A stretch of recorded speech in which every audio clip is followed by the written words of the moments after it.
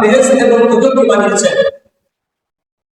চতুর্থ ভাগে আল্লাহ তাআলা ওই নূরে মুহাম্মাদের চতুর্থ অংশকে আবার আল্লাহ তাআলা চার ভাগে বিভক্ত করলেন।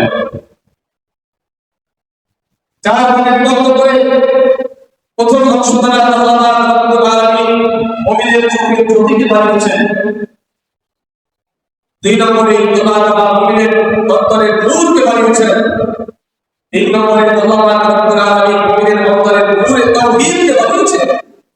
তাওহীদ বুঝার যে নূরটা অন্তরের ভিতরে, এটা আল্লাহ তাআলা বানিয়েছেন।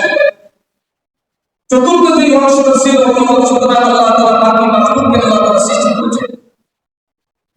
সর্বোপরি কথা হলো নূরে মুহাম্মাদের দ্বারাই আল্লাহ তাআলা এই পৃথিবীটাকে বানিয়েছেন। পৃথিবীর যা কিছু দেখি না কেন সব কিছু আল্লাহ তাআলা এই নূরে মুহাম্মাদের থেকে বানিয়েছেন।